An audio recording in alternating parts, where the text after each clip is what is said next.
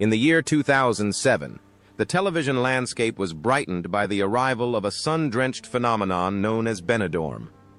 When the doors to the fictional Solana resort swung open, it didn't just invite viewers into a world of all-inclusive chaos. It created a cultural touchstone with its hilarious exploration of British holidaymakers behaving badly. The show became an instant classic, weaving a tapestry of characters that were at once grotesque, lovable, and deeply relatable. It wasn't merely a commercial triumph. It became a warm, nostalgic memory for a generation, a weekly escape to the Spanish coast that felt like visiting old friends.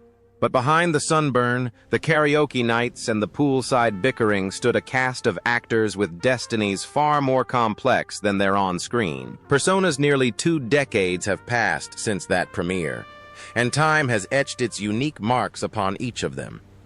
Some have ascended to the dizzying heights of dramatic acclaim, while others have sought solace in a quieter existence. And heartbreakingly, some were forced to end their journey far too soon. Today, we peel back the curtain of comedy to reveal the human stories beneath. Let us walk together through the poignant, triumphant, and sometimes tragic journeys of the souls who gave Benidorm its life. Jake Canuso as Mateo Castellanos. In the vibrant, chaotic world of the Solana, Mateo Castellanos was the undeniable heartbeat of the pool bar, portrayed as the quintessential Latin lover. Mateo was the charming, sharp-witted, and often vain bartender who could melt hearts with a flash of his smile or a smooth pickup line. He was the heart and soul of the holiday experience for many viewers, a character who balanced arrogance with a strange likability. At the time, Jake Canuso, then 37 years old, inhabited this role with such natural charisma that he became an instant sex symbol. His performance was electric, capturing the essence of a man who believed he was God's gift to women, yet delivering it with a comedic timing that made Mateo endearing rather than insufferable. However, the road to becoming the carefree Mateo was paved with a trauma that few could imagine. Long before he donned the tight shirts of the Solana, Jake faced a life-altering ordeal. In 2004, while vacationing on the tranquil island of Koh Phraya Thong in Thailand, he found himself in the path of the devastating Indian Ocean tsunami. When the waters began to recede ominously, survival instinct took over. He climbed a tree in a desperate bid for safety, but the sheer force of nature was unforgiving. The trunk snapped, and he was swept into a terrifying, powerful whirlpool. He narrowly escaped death that day. But the ocean left a deep psychological scar. For years, a paralyzing fear of water haunted him. A cruel irony for an actor who would find his greatest fame filming next to a swimming pool and the sea. This near-death experience fundamentally shifted his perspective, instilling in him a profound respect for time and a fierce determination to live fully in the present. Following the immense success of Benidorm, Jake's career did not stagnate. He proved his versatility, moving beyond the bar to appear in projects like The Royal Scarborough and the film adaptation of Kinky Boots. He even returned to the stage, bringing his energy to pantomimes such as Aladdin. Yet the glare of the spotlight often cast long shadows over his personal life. The demands of the industry, endless tours, grueling filming schedules, and the nomadic nature of an actor's life took a toll on his heart. Jake has been candid about the difficulty of maintaining lasting romantic relationships when work constantly demands priority. Despite the adoration of fans, he has confessed to feelings of profound loneliness, a poignant reminder that fame does not immunize one against isolation. In 2025, now in his mid-50s, Jake Canuso remains a testament to resilience. He defies his age with a rigorous fitness regime, maintaining the physique that once made Mateo famous. From his early days performing with icons like the Spice Girls and Elton John to his current status as a beloved television figure, his journey has been one of constant reinvention. With an estimated net worth of $2 million, he has built a comfortable life. Yet, he continues to work with the hunger of a newcomer. He stands today, not just as the bartender we loved, but as a survivor who looked death in the face and chose to keep dancing, proving that even after the wildest storms, the sun can indeed shine again. Siobhan Finneran as Janice Garvey. In the chaotic ecosystem of the Solana Resort, Janice Garvey was the formidable anchor portrayed by Siobhan Finneran. Janice was the fiery, sharp-tongued, yet fiercely protective matriarch of the Garvey clan. At 41, Siobhan infused the character with a grounded realism that resonated with millions. She was the exhausted mother trying to keep her family together amidst the madness. Her performance was the show's emotional spine, providing a perfect counterweight to the absurdity around her. She was not just funny, she was real capable of delivering a withering put-down one moment and a scene of genuine tenderness the next. While Janice Garvey navigated the comic disasters of family holidays, Siobhan was navigating the complex reality of a working mother in the entertainment industry. Since the late 90s, she had made the difficult choice to scale back her career, turning down roles to raise her 2 children, with her husband, actor Mark Jordan. It was a juggling act familiar to many, but played out under the public gaze. For nearly 17 years, they were a power couple of British TV, but life, as it often does, took a divergent path. In 2014, their marriage ended, leaving Siobhan to grapple with profound emotional loss and the challenge of rebuilding her personal life. Yet she handled this transition with immense grace, maintaining a respectful co-parenting relationship and channeling her emotions into her art. Leaving Benidorm was a pivotal and painful decision. She described the cast, particularly her on-screen husband Steve Pemberton, as a second family. Walking away from the safety of a hit show was a gamble, but it was one that paid off spectacularly. Siobhan didn't just continue working, she soared. She shed the flip-flops of Janice Garvey to inhabit the brooding, complex world of Happy Valley as Claire Cartwright, a role that earned her a BAFTA nomination and the spiteful Sarah O'Brien in Downton Abbey. These roles revealed a dramatic range that stunned critics, proving she was one of the finest character actresses of her generation. Today, in 2025, at the age of 58, Siobhan Finneran stands at the peak of her powers. She has successfully transitioned from a sitcom favorite to a heavyweight of British drama. But her success is not measured merely by awards or her estimated $3 million net worth. It is found in her quiet dedication to others, particularly her patronage of the Contact Hostel for homeless young women in Manchester. Siobhan's journey is a masterclass in dignity and evolution. She is a woman who turned personal heartbreak and professional risks into a narrative of empowerment, proving that the second act of life can be even more brilliant than the first. Jeffrey Hutchings as Mel Harvey.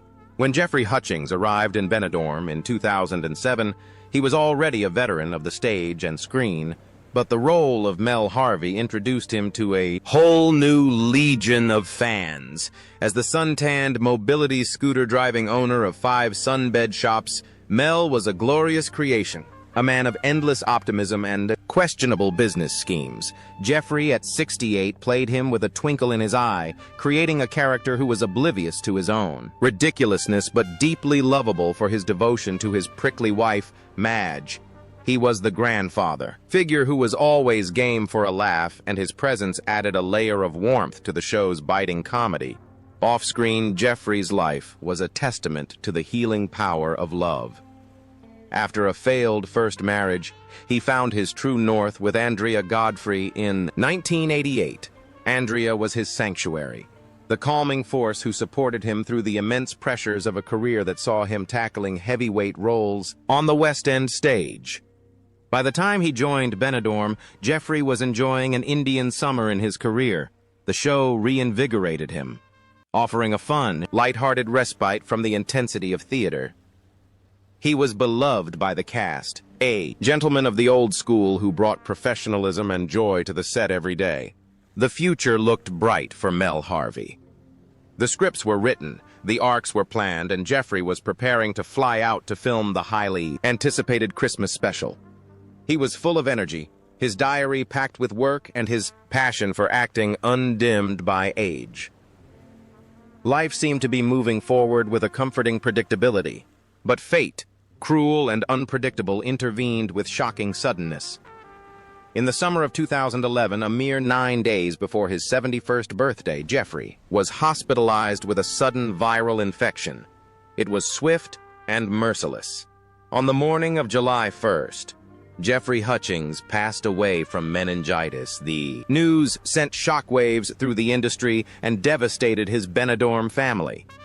The scripts had to be frantically rewritten, and the character of Mel, Harvey, was killed off-screen, dying on a business trip, a fictional echo of the real tragedy. One moment he was there, vibrant and preparing to entertain the nation, and the next, he was gone. He left behind a legacy of laughter and an estimated fortune of $1 million. But more importantly, he left the memory of a man who played every role until the very final curtain fell. Sheila Reid as Madge Harvey. There are few characters in British television history as instantly recognizable as Madge Harvey. With her deeply tanned, leathery skin, her permanent scowl, and her electric wheelchair zooming through the salon, Madge was a force of nature. Sheila Reid, who took on the role at the age of 70, delivered a performance that was nothing short of iconic. Madge was mean, sharp-tongued, and chain-smoking, yet Sheila imbued her with a fierce, undeniable resilience that commanded respect. She was the grandmother everyone feared but secretly admired for her refusal to care what anyone thought. The irony of this portrayal is that, in reality, Sheila Reid is the antithesis of Madge. She is a classically trained actress with a gentle demeanor, veteran of the Royal Shakespeare Company, who has spent a lifetime dedicated to the nuance of the craft.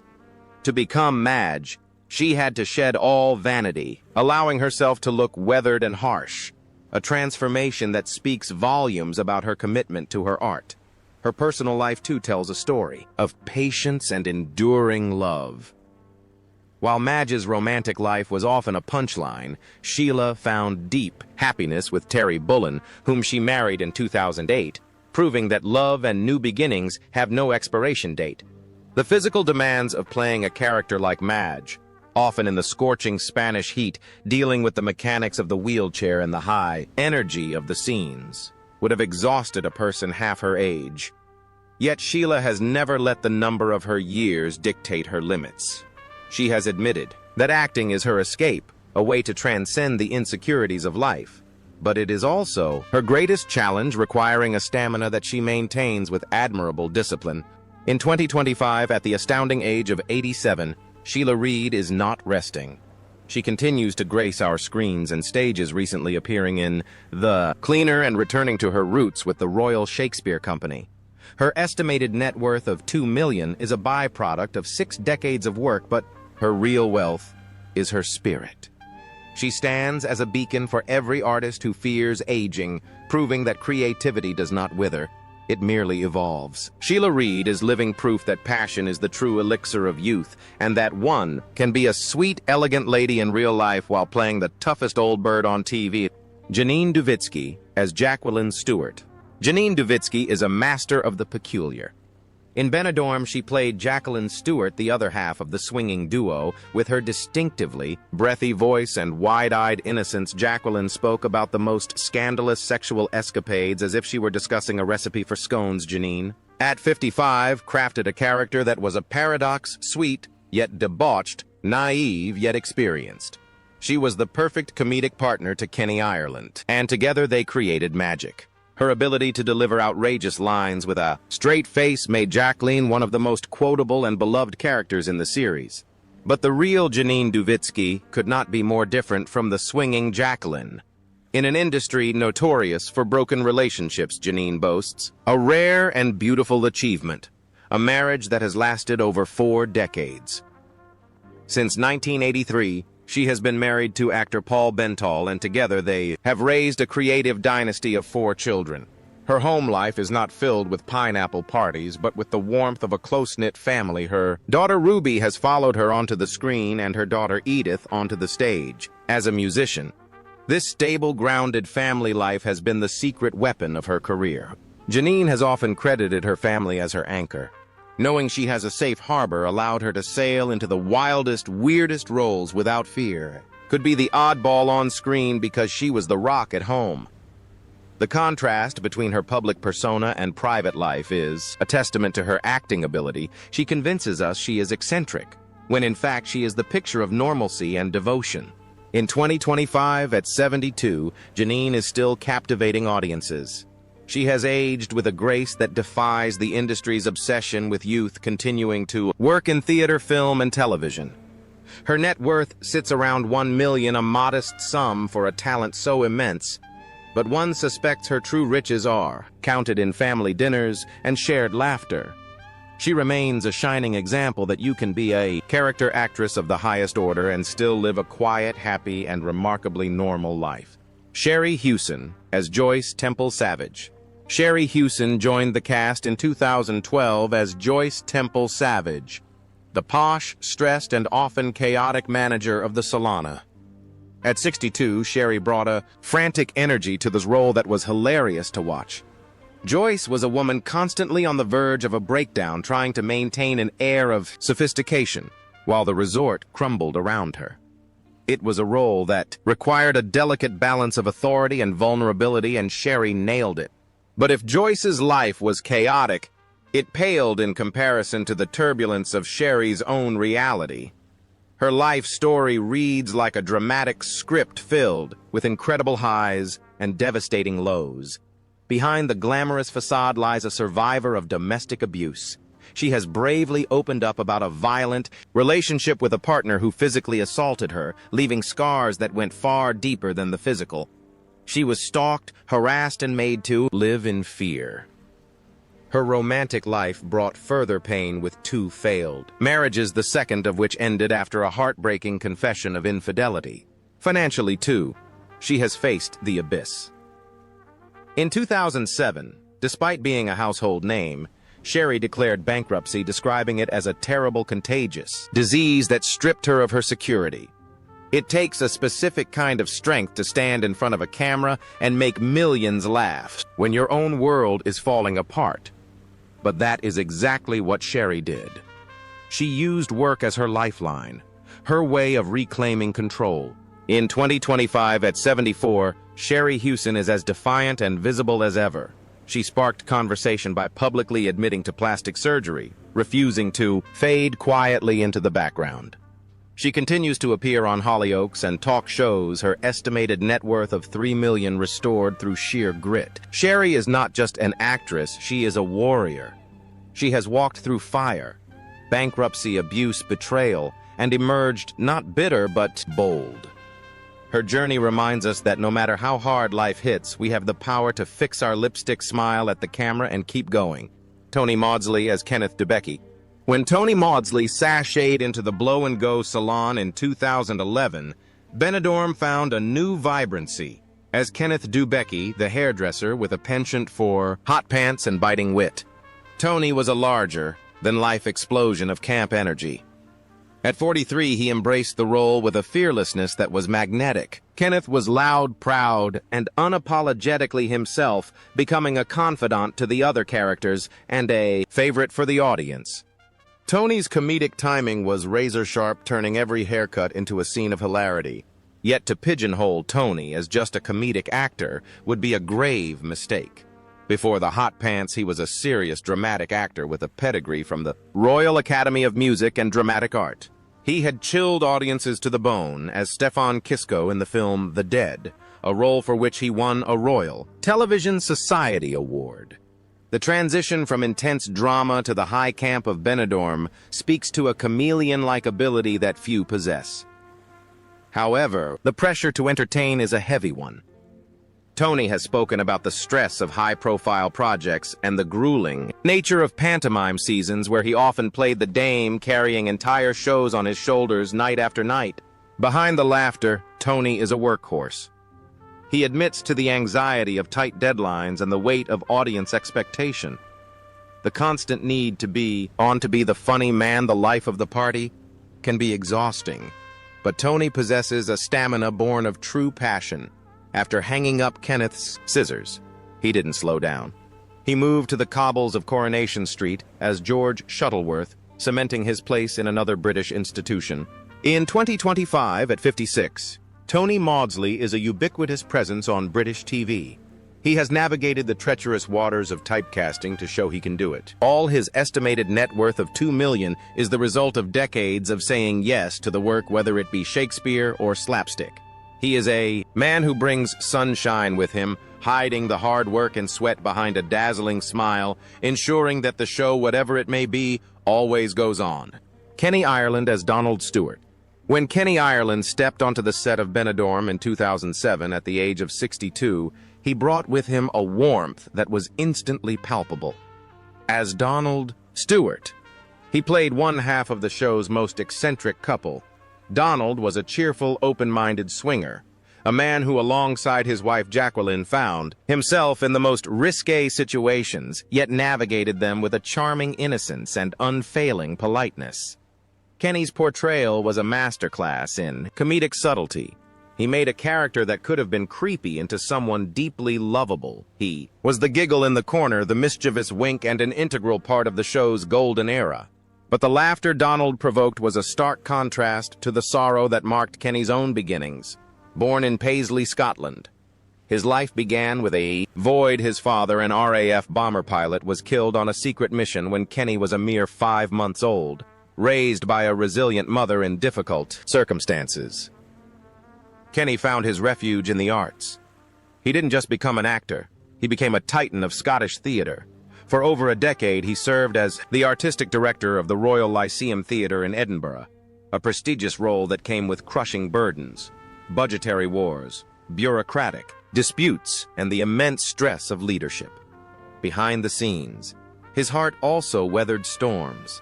His first marriage ended in separation, a painful chapter that eventually led him to Meg Poole. His second wife, Meg, became his rock, standing by him as he transitioned from the high-stress world of theater management to the sunnier climes of television comedy. For years, it seemed that Kenny had found his perfect third act. He was beloved by his castmates, adored by fans, and enjoying a career renaissance late in life. He and Meg navigated the industry together, finding joy in the work. The character of Donald Stewart felt like a celebration of life's oddities, mirroring Kenny's own embrace of the unconventional. He was a man who lived to entertain, masking the fatigue of age with the energy of a true performer. However, this vibrant journey was destined for a sudden and heartbreaking halt. In June 2014, the laughter was silenced by a devastating diagnosis: terminal brain cancer. The decline was cruel and rapid. Just weeks after the news, his health deteriorated so severely that he was forced to leave the show that had become his second home. In a touching final act of solidarity, the production team arranged for his character Donald to say goodbye via a telephone call, a scene that carried the heavy weight of reality for the cast and crew. On July 31, 2014, surrounded by the legacy of a life dedicated to art, Kenny Ireland passed away in London at the age of 68. The silence he left behind was deafening, a void that no punchline could fill. He left us not just a catalog of roles, but a lesson in kindness and the enduring power of a smile. Tim Healy as Les and Leslie Conroy.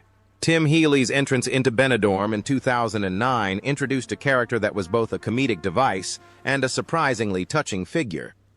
As Les Conroy and his cross-dressing alter ego, Leslie Tim played a man who was simply trying to make a living and raise his son in the chaos of the resort. At 57, Tim took a role that could have easily been a one-note joke and filled it with dignity. Leslie, with his wigs and sensible skirts, was treated not with mockery, but with affection.